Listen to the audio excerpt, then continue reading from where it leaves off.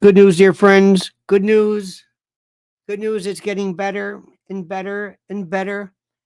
Do you feel the energy? Do you feel the passion? Do you feel what is happening in the world? Do you feel it? This coming Friday is still going to be one of the biggest days around. It is so wonderful to see the transformation, the transmogrification, the transmutation. The world, everyone changed drastically. Everyone changed drastically. Jane Duffy, by the way, so thank you, Jane. Jane, welcome. Howie Brown, you've got a lovely daughter, gifted 5 Lionel Nation memberships and did that twice. Thank you, dear Howie. You're a good and a glorious man.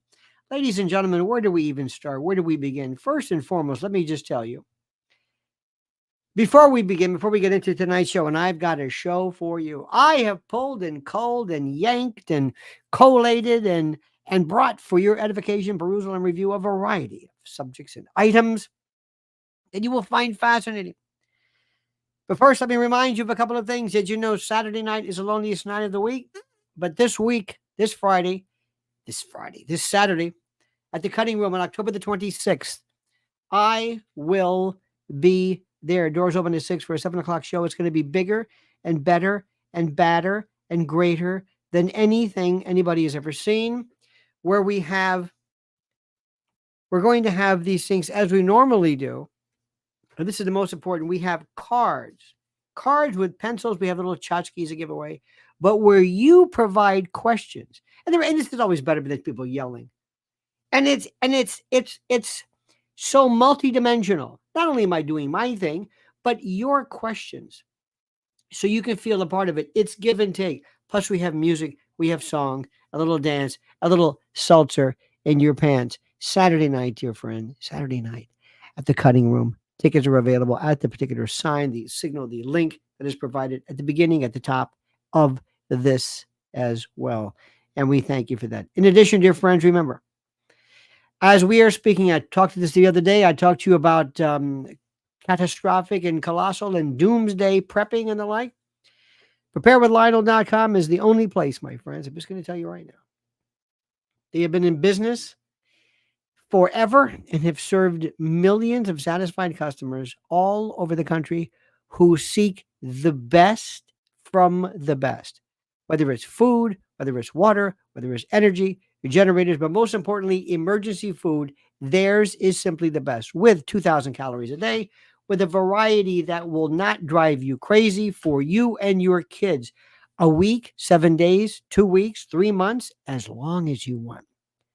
The greatest investment you'll ever have, emergency food, and whether it's because of catastrophe, some eschatological disaster, UFOs, aliens, who knows? Because remember, as I say again, my friend, the longshoremen said specifically that they would not necessarily be involved in any kind of cessation, a termination of strike, but just an interruption. That's all. An interruption. So is that going to happen after November the 5th? Who knows? Preparedwithlionel.com. Preparedwithlionel.com. You will be glad you did. And thank you for your attention in this incredibly important matter. Now, my friends, where do we even go? Where do we begin? Where do we begin? As the title of this is The World Awaits the Coronation of Trump. But first, Joe Rogan.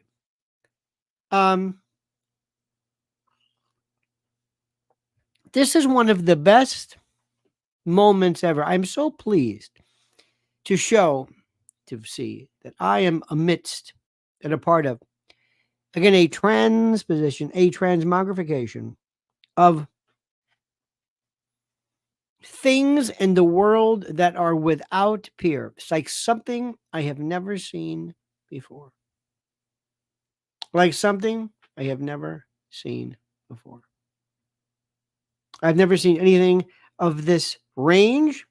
I've never seen anything of this development. I cannot tell you, and I say this with all due respect, I cannot tell you how, when you look at all of the things and all of the aspects of how information platforms have changed, and I have been there from the 60s all the way through now as a kid and up to now. I've never seen such such an absolute change. Let me play something for you right now. This is a fellow I saw today. I believe he's an actor. Forgive me if I don't know who he is. I'm sure he's somebody of note. But I want you to listen to what he has to say. Let's parse this, shall we? Way to Whoopi Goldberg and to Sonny and to Zachary Levi. Is he a big name? I do not know. But I like what he has to say, and I want you to listen to this. all of the folks at The View. I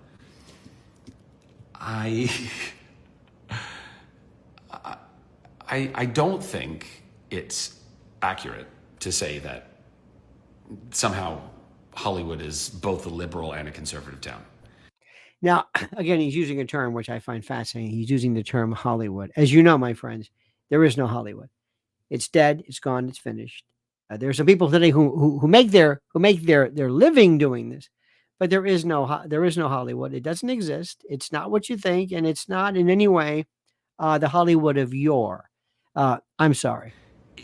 To Whoopi's point, back in the day, I guess Whoopi Goldberg. Who else would it be? there might have been a bit more of a balance, and there have always been more, let's say, conservative-leaning stars that have been able to say those things. Notice how he's trepidatious. Notice how he's parsing, he's mincing, he's carefully trying to sidestep or traverse the issue that's before him right now. It's fascinating. What he's really talking about right now is, yes, there was a time in Hollywood, especially in the old days of the studio, where people like Capra and Jack Warner and Louis B. Mayer and others were patriots. Many of them, Samuel Goldwyn, born Goldfish, those who came from Eastern Europe, those who were the subjects of pogroms, those who were active in stopping fascism, those who used the full faith in the resources of their studios to help the war effort. They were profoundly what we would call not conservative, but patriotic. And then later on, as Russia and influences of not the liberal, but remember, the communists were part of it goes all the way back to the draft riots, the draft strikes, rather, or the bonus riots, and all of these, this beautiful merging post World War II. But anyway, I don't want to complicate it. But he's on to something, perhaps crudely. But you really have to be at a certain level of your career in That's order true. to get away with it. Yes. Number one. But number two, that was also back then. And I think naming just John Voight and Dennis Quaid, Yeah. and really you only named John Voight, Whoopi. Somebody else had to help you with Dennis Quaid. Of the thousands of actors in Hollywood Yep. that you could only name two, I think actually speaks to that. Name two who are able to come out, able to come forward, able to speak the truth. That is what I'm talking about. That is a different story. That is of a particular note. That's completely different. They're there more than you will ever realize. I've heard years ago, Brad Pitt. I've heard that many people enjoyed more of, and for lack of a better word, more of a conservative bent. Most of them also are very familiar with Kelsey Grammer as well. Correct. Very good. Charlton Heston, of course. Gary Sinise, yes. Those aren't James Woods. By the way, let us do something. And I love this. James Wood is also a patriot. Just because you are conservative doesn't make you a patriot. Just because you are a conservative does not make you a patriot. I've heard people who were spewing the line. I heard somebody today say, "Well, we'll get to these judges, these generals who've turned their back on Trump." But more importantly, there are people who have suggested that these folks who believe in, who are alleged patriots, have told me, and I mentioned this morning, and this should bother you very, very much. People who were told that if you do not espouse a particular way of thinking, you are anti-Semitic or un-American. Somebody suggested one time that have you heard this as General Jack Keane? This is from the Institute for the Study of War. This is the Newlands and the Kagans. These are NATO fiends. What are you talking about? You're going to call him a patriot because he was in the military? Be very careful with that word. Be very, very, very, very, very careful with that word. patriot. Don't use it as really as being synonymous with anything other than somebody who merely exhibits patriotism. And what that means is there's plenty, and by the way, they have sent me lots of messages, plenty of people in my industry, in Hollywood, that are terrified to publicly say that they would vote for Donald Trump or be conservative in any way. That's why you don't see them. That's why they're not very prevalent or prominent, because they know that there's ramifications for this kind of shit. But like I said, y'all, our industry is going to be fucking gonzo. Like it already is. We're getting eroded. The pandemic and the strikes and all of these things, they've already eroded it so much.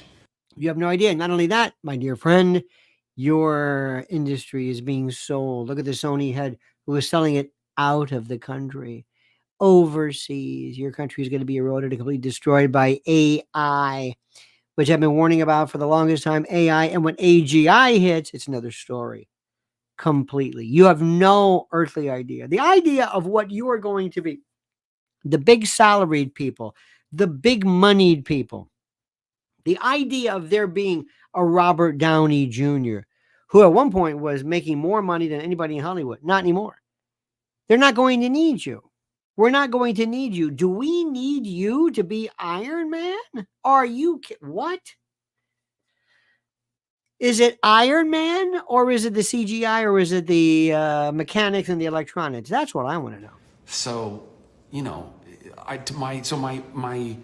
anyway, spit it out. Will you spit it out? My cry to all of you out there, you closeted conservatives, closeted Trump voters.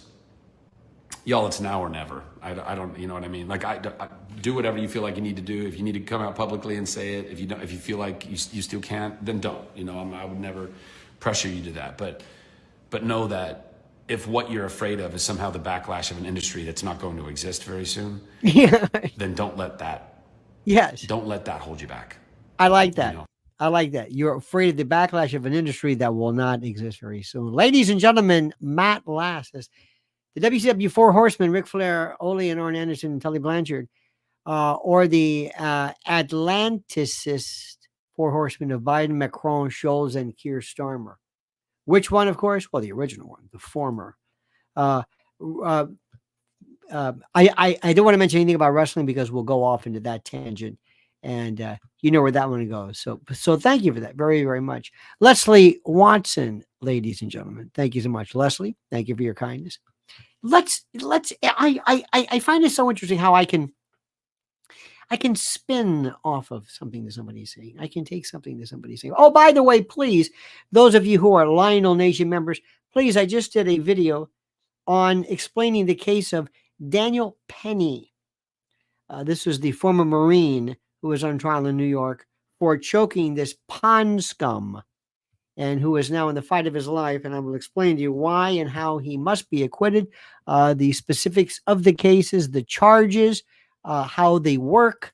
I find it to be most fascinating. Daniel Penny, this was the man who stood up and did the right thing as he, oops, I did something wrong here. Just a second. Stand by. There we go. Let me see. Don't move. Please don't move. Whatever you do, for the love of God, don't move. There we go. All righty. Okay. Now, there's another one too I did on Lionel Legal, and the issue is very interesting. Is why are sex trafficking cases so difficult to prove? That's a good one. They're all good, but that's a real good one. And it explicates so many new and fascinating things. And that is for you. So make sure you are a part of Lionel Nation and also Lionel Legal, which is an extremely critical thing for you to be aware of. In any event, so I just want to go back to a couple of things here. First and foremost, I recognize this. Do not use the word patriot. Patriot's a very, very, very special term. I think it's used too much. I think, unfortunately, it's not, it's kind of losing its oomph and its heft. And not everybody is a patriot. Look, I'd rather you err on the side of the term, but I don't consider myself a patriot. I'm an American. It goes without saying. I'm not trying to be corny here, but how could anybody not pull for your own country? I don't know what that term means. I think it's a term that's being used incorrectly, and a lot of people sometimes will. And I hate when people use flags and buttons and I'm proud to be an American and Lee Greenwood in view of what an American is, because what an American is somebody who abides by the Constitution. And that's why when I'm telling you, and this drives me crazy, but when this Elise Stefanik says, oh, I think we should put her, she wants to basically penalize people for daring to utter something that you don't like, whether you like it or not. We live in a country right now where Antonin Scalia actually voted, part of the unanimous court, to find that burning a flag was a part of the First Amendment. Burning a flag. Anyway, I don't want to get into it. You don't need to be lectured to. But there's a lot of tin horn and parchment patriots. They're great on paper, but when it really comes down to it, they really don't understand what this country's about. Let's go to a woman who I think, right, it sounds like an introduction for like the Merv Griffin show. Let's go right now to a woman to start stage screen. Hermione Gingold, ladies and gentlemen. This was, there are, I'm sorry, I'm all over the place. I will never understand what it was about Kamala that made anybody ever say, let's pick her. Listen to this interview, shall we? Do you agree that black men who are not voting for Harris and who didn't vote for you, as the pastor sees it, are misogynist? Now, I love this. Don't you love this? Don't you love when they break everything down into this very simplistic words of misogyny?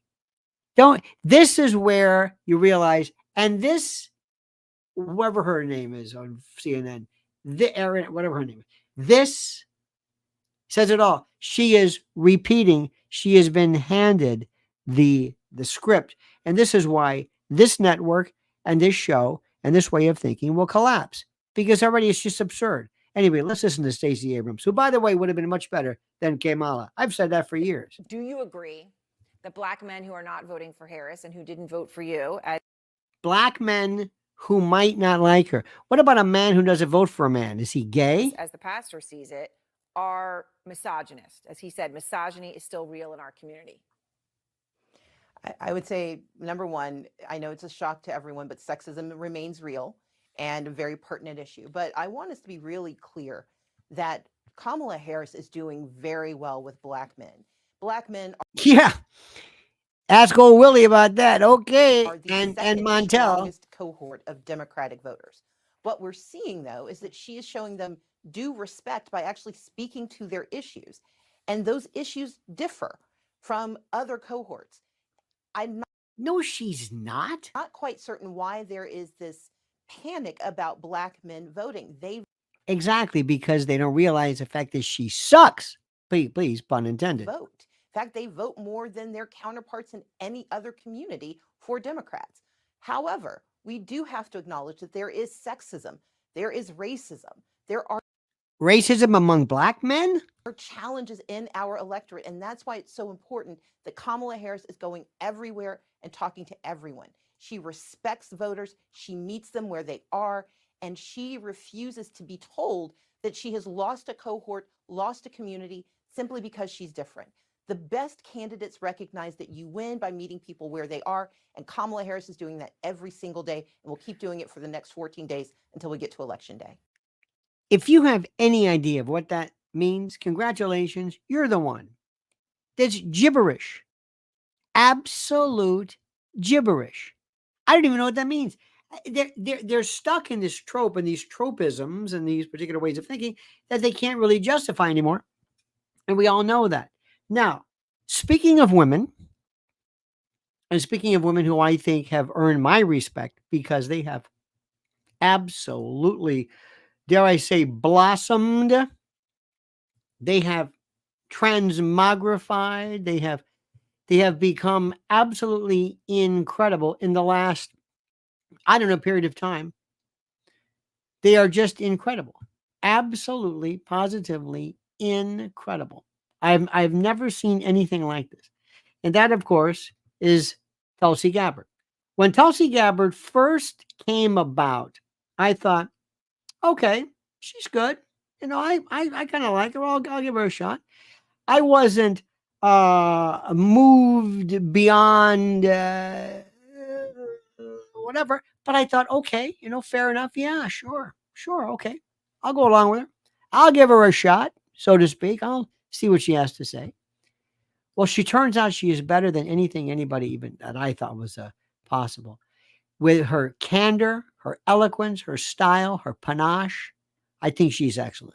It is because of my love for our country, and specifically because of the leadership that President Trump has brought to transform the Republican Party and bring it back to the party of the people and the party of peace, that I'm proud to stand here with you today, President Trump, and announce that I'm joining the Republican Party.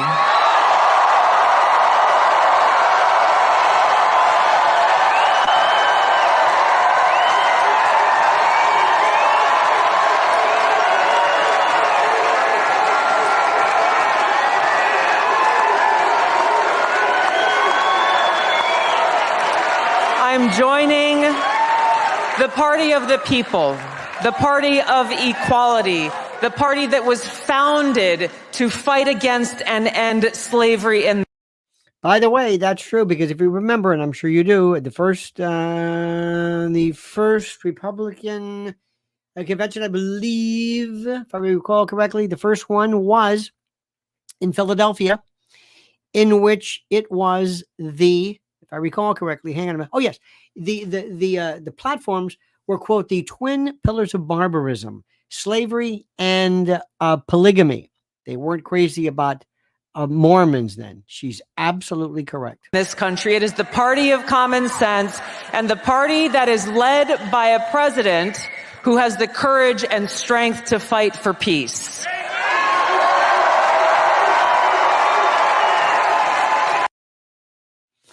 I find that fascinating. I'm telling you, she and JD Vance are going to be, by the way, they have all of the particular parameters match. All of them line up. All of them are perfect.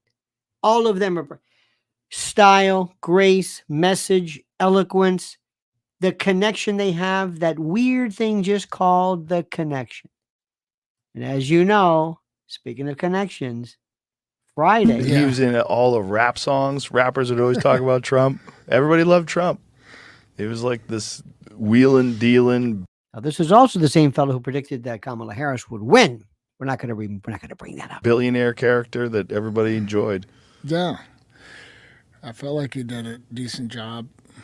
As president, when you look at his regulations, it certainly helped the economy.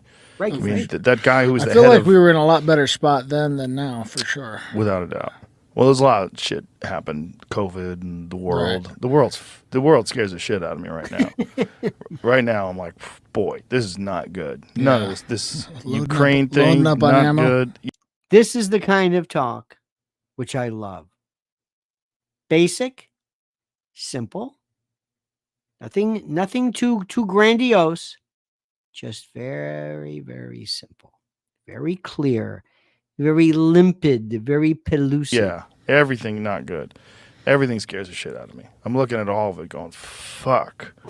Like, there's no good solutions to the Middle East. Not my word. All of it looks terrible.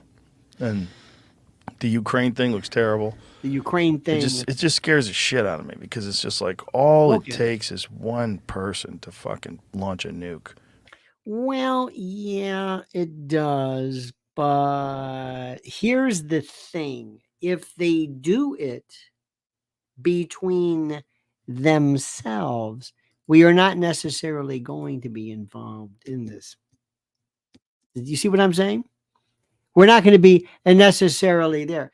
There have these THAAD missiles, these THAAD defense, the terminal high altitude area defense in Israel. And we have provided for men, soldiers, to man them, to train them. We have now, it is reported, American soldiers in Israel. If something goes wrong, if something, pray tell, happens, if something collapses, if something proves to be problematic in that area, what are we going to do then? And I'm also, let me tell you something. Whether it's Israel, whether it's Ukraine, do not say, well, that's different. No, it's not different. We've got to concern ourselves with what concerns us and nothing else. Okay? Sorry. We'll get to your problems after we get ours. And did you hear the latest news about this one? Did you hear what Mr. Carlson's up to? Live tour last month, one of the funnest things we've ever done, coast to coast, 16 different cities, speaking. Well, next week, our grand finale, Halloween, October 31st, 2024 in Glendale, Arizona. Our special guest that night, days before the presidential election, Donald Trump. All proceeds donated to hurricane relief. We're proud to do it. Hope to see you there. This makes me so happy. This is the new face, the new world, the new everything, the new platform, the new arena. This is it. Understand this? Let me tell you who else has got to figure out her message. Put your money on her. Just wait. She's not Tulsi Gabbard. She is not presidential. But then again, after it came out, how do you say that? She's still very, very good. Very, very good. Very excellent. But also, the thing that's the most important, she connects with people. This is in Duluth, Georgia.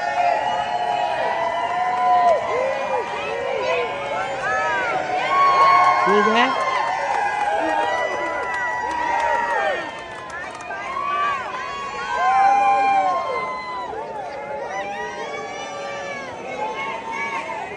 She's good. She's good. She's good.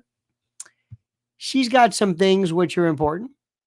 I'd like to help work with her. By the way, right now in Duluth, Georgia, they're going berserk. That was in Duluth, Georgia. Part of this turning point. You know, Charlie Kirk, I don't trust him at all. However, if for some reason it works, great. If somehow you can do this, great. Remember, don't fall prey. Don't clap so loud you can't hear what they're saying. Never let anybody use your tragedy and your fear to catapult their own particular commercial endeavors. That's all I'm saying. Now, how big is it going? How big is it in Duluth? Remember when, how do we say this? First of all, look at this. Women are not leaders. Anybody believe this? This is when you lost me, Johnny. I don't know if you just fart this stuff out or if you really think you're like, hey, I'm going to say something to really get people mad. Does anybody believe here that women are not leaders? Seriously, let me stop right there. It's a good point. It's a stupid comment, but does anybody believe that women, not all, some women know, some men know, but that women are not leaders? Women cannot lead. Anybody believe this? Anybody? Anybody believe that women cannot lead? Women can't. Not Tulsi, not Margaret Thatcher, not nobody. Women can't. Tulsi Gabbard, she's a woman. Well, she's whatever. And that's a very important. It seems at first to be a stupid comment, but is it really? Do people believe this? Trump will be one of 7 presidents that ran 3 times. That is correct. Interesting. And the only one to win twice. Women. Let me tell you something right now. Do you know who believes, more women believe that women can't run or be leaders? You know? You know who? Women. Women believe that. Women believe that because women are the worst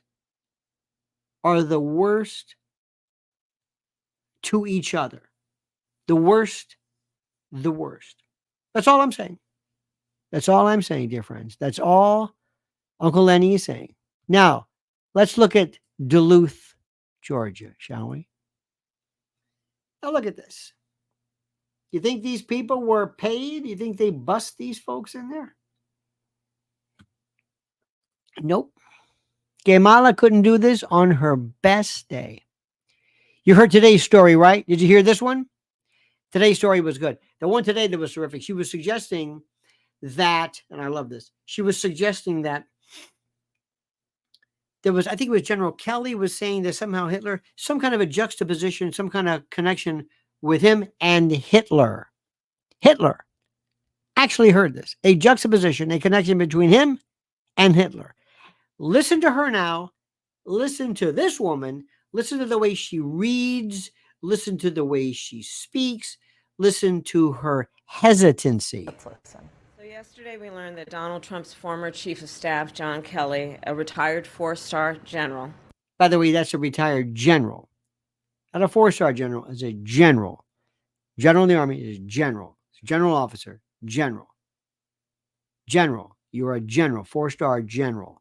You got that? Confirmed that while Donald Trump was president, he said he wanted generals like Adolf Hitler had. You believe that? Donald Trump said that because he does not want a military that is loyal to the United States Constitution. Do you believe he wants this? a military that is loyal to him. He wants a military who will be loyal to him personally. One that will obey his orders even when he tells them to break the law or abandon their oath to the Constitution of the United States. Reading it like she's reading a confession. Reading like she doesn't mean a word of it because she doesn't mean a word of it. In just the past week, Donald Trump has repeatedly called his fellow Americans the enemy from within, and even said that he would use the United States military to go after American citizens. And did he ever say that? Did you ever hear that? let's be clear. And let's talk about using the military or lawfare against citizens. Ask Mr. Penny about that. Ask ask President Trump about lawfare. Go ahead. Ask him about that. About who he considers to be the enemy from within. Anyone who refuses to bend a knee or dares to criticize him would qualify, in his mind, as the enemy within. Nobody, this is such absolute, flagrant desperation. It's unseemly. Like judges, like journalists, like nonpartisan election officials. What? It is deeply troubling and incredibly dangerous that Donald Trump would invoke Adolf Hitler, the man who is responsible for the deaths of 6 million Now you're going to tell us who Hitler is? Jews and hundreds of thousands of Americans. All of this is further evidence for the American people of who Donald Trump really is. This is a window into who Donald Trump really is, from the people who know him best, from the people who worked with him side by side in the Oval Office and in the Situation Room. And it is clear from John Kelly's words that Donald Trump is someone who, I quote, certainly falls into the general definition of fascist, who in fact vowed to be a dictator on day one and vowed to use the military as his personal militia to carry out his personal and political vendettas. Donald Trump is increasingly unhinged and unstable. Is it? I mean, you couldn't write anything better than this. You couldn't thank somebody for, she doesn't mean a word. She's just reading something. And this is from the word of a man who was fired, who said something kind of in passing. This is beautiful. And in a second term, people like John Kelly would not be there to be the guardrails against his propensities and his actions. Those who once tried to stop him from pursuing his worst impulses would no longer be there. Kelly? And no longer be there to rein him in. So the bottom line is this. We know what Donald Trump wants. He wants unchecked power. Oh my God. The question in 13 days will be, what do the American people want? Oh, we're going to tell you what. We're going to. This is.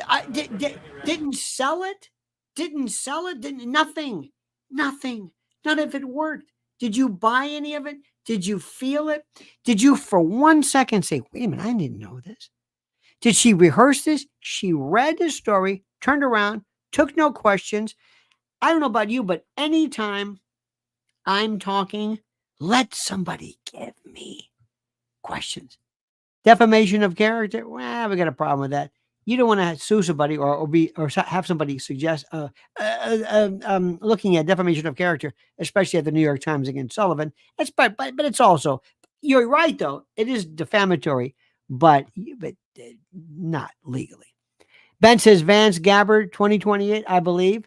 I think Tulsi Gabbard could be president. Vance, again, I think either or. Brad says Trump will be one. Okay, we read that. Thank you so much. Now, I want you to watch this carefully here. Now, this is important. Right? Here, so I don't have to. Now, watch this. Before we begin, I want you to look 30 years. At, you see Mark Cuban? He's on the right. That's Mark Cuban.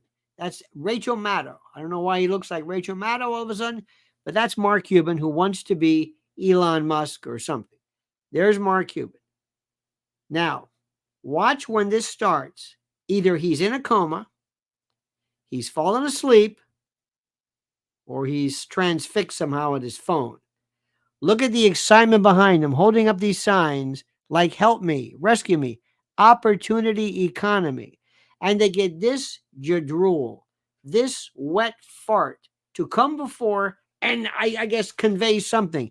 But more importantly, watch what's his name? Numbnuts. Cuban. Here, so I don't have to explain to her like what I do for a living. Look at him. And for 6 or 7 of those years, You know I had my own small Back firm. down.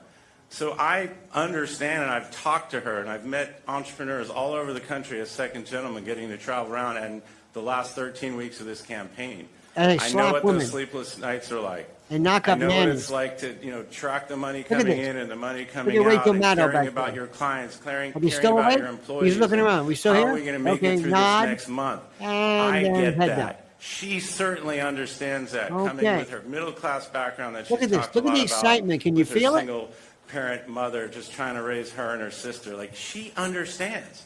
And that's Understands why this what? economic plan works for all of us, not What was she understands what? Their whole thing is that somehow the problem that we need is somebody who understands problems. No, I want somebody who understands how to fix problems. It's that simple. Leslie Watson says she must be so indebted to so many people. Oh, I think you're right about that one. I think you are so correct about that one, my dear friend. And more importantly, when you want to hear complete and total desperation, this brings absolute joy to my heart like you can't believe. Listen to this and try to gauge the degree of freak out she's enjoying as we speak. We are going to, as we all say, turn the page on an era that was about trying to have people point fingers at each other, trying to suggest that there are these issues that divide us. When again, never issues, just this kind of a let's get along, like she's breaking up a fight. Like she just walked into her kids and they're, damn it, I told you to go to bed and you won't stop fighting. That's what we're talking about. The most fundamental important issues we care about unify us. And so you all are putting that into action every moment of each day. You've been doing this work. We have 13 days to go. And I am so deeply thankful to you. You are having an impact on, for the most part, people that you may never, for the most part, never end up meeting, because your work here will impact people around the country. Understand that. I'm not really sure what exactly they do, but isn't that incredible? Don't you see right now at the end of this, my friends? Don't you see? Now, before I forget, I want you to watch a very, very serious video about a fellow named Daniel Penny. And Daniel Penny, as I describe, is a former Marine who in May 1st of last year was on the F train. And this demented fellow by the name of Denny came in. It's funny, Denny, Reginald Denny. Remember that name, Reginald? And this guy comes out and he basically finds himself in the position, Mr. Penny does, of seeing people who need him desperately. They're scared. They are freaked. They don't know what to do. Jordan Neely was this demented individual. So what Mr. Penny did was, former Marine, he jumped into action and put Mr. Neely in what is referred to in the biz as a carotid restraint. Not a chokehold, not but a carotid restraint. Pressure on the left and the right side of the neck. A carotid restraint. Okay? Okay. Now, he also turned him on the side where he could breathe. Now, later on, they found in his bloodstream K2, which is the synthetic cannabinoid, which also, when mixed with other perhaps comorbidities, I don't know how the medical examiners report how that's going to work. But he is charged by Alvin Bragg, the same district attorney that charged President Trump, with either negligent homicide or reckless. Basically, reckless or careless. Reckless or negligent, I should say, homicide. And he put them side by side, in which they hope, well, we'll just go for kind of like negligent homicide, which is reckless, where he didn't really know. He didn't really know that he put anybody in danger, whereas the first one was he knew, but just rejected the particular concerns. Okay, so make a long story short, what do we have here? We have an individual who is basically should never been charged because, first of all, Mr. Penny is white, Mr. Denny is black. See how that works? He's white, victim is black. Does that make any difference? Of course it does. Jordan Neely and Penny. Jordan Neely was he's black man who, by the way, was released after having spent 40 days in Rikers Island. You know what for? For hitting an older woman in the face, breaking her nose, and shattering her eye socket. He came onto the F train screaming, "Somebody's going to die today." So this Marine jumped in and helped, as did others. They weren't charged. He was. He's white. Neely's black. They're going to make him the next George Floyd. Though it's a little different. Caught on video, they're going to slow down the video to make it kind of take on a Zapruder era. Please go and watch this video. Please watch it. It's in the section. Subscribe to this. You will get this invariably. And it's one of those cases that I hope does not fall by the wayside. I hope people don't dismiss it, but I hope the jurors, at least in this case, realize I've been on these trains before and I know what he's talking about. Vito says, I know I keep saying this in your chat. Time seems to be slowing until this nightmare is over. I look at my watch, Gervais style, and say 14 days. Yes, that's exactly right. I understand. Linda Hassett says, Penny is my hero and is a hero. I agree 100%. How many people, instead of us thanking somebody for helping, I don't know what this lunatic would have done. He already hit somebody else before. So Alvin Bragg, first of all, there's no way that Penny intended to commit a crime. So that's number one. That's consideration number one. Number two, he might have actually stopped. He might have actually, because remember, self-defense is not only defense of yourself, but defense of others. And instead of us thanking him, what do?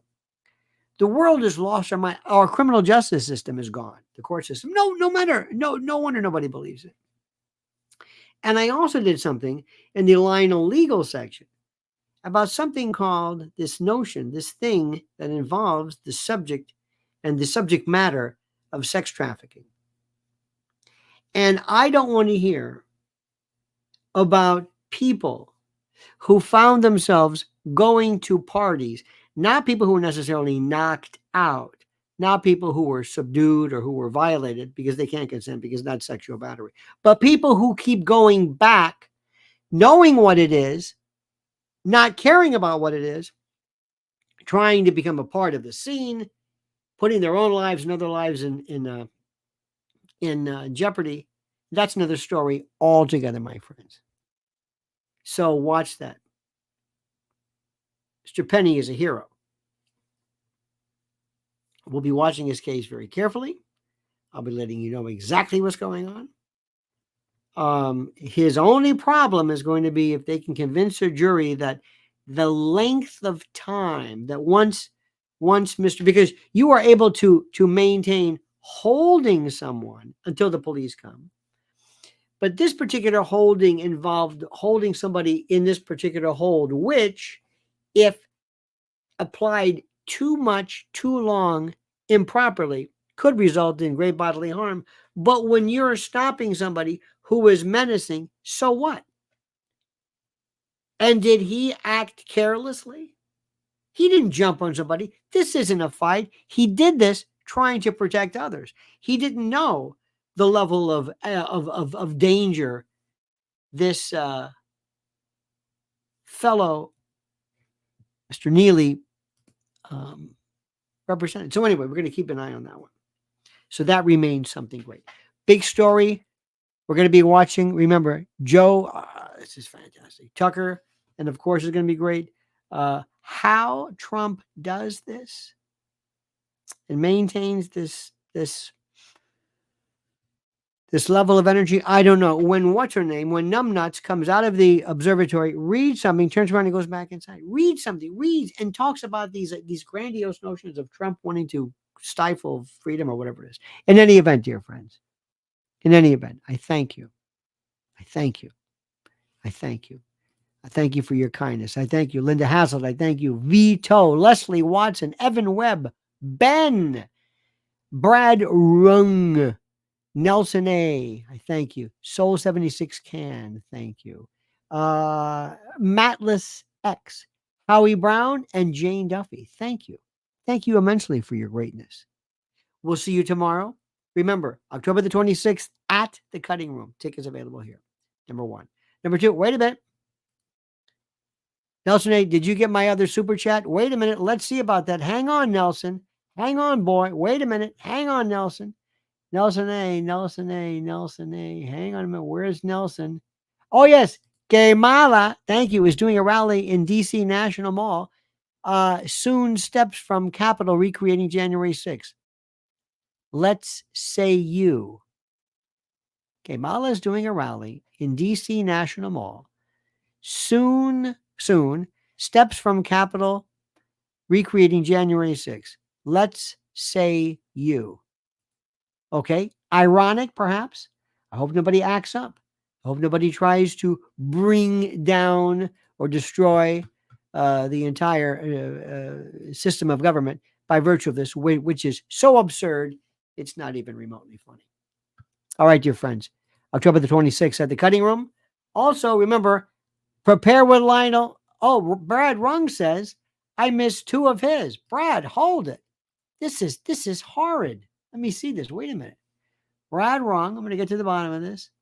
Correction, Andrew Jackson won the popular vote 3 times. Thank you for that. Thank you for clarifying that. I appreciate that. And Brung Ren says, Trump will be one of 7 presidents that ran 3 times. One of 7 presidents. Thank you. Let me see if we have another one here. For Mr. Rung, he said, here's one. You missed 2 of mine too. My apologies. My apologies. Please forgive me. Mi dispiace. Lo siento. And I mean that sincerely. All right, dear friends. I thank you. Don't forget, preparewithlionel.com. I know you're thinking to myself, is he talking about that? Yes. Disaster. Food. I think you know. Don't forget, follow Lynn's Warriors as well. All right, dear friends, have a great day. See you tomorrow at 8 a.m. Till then, remember, the monkey's dead. The show's over. Sue ya.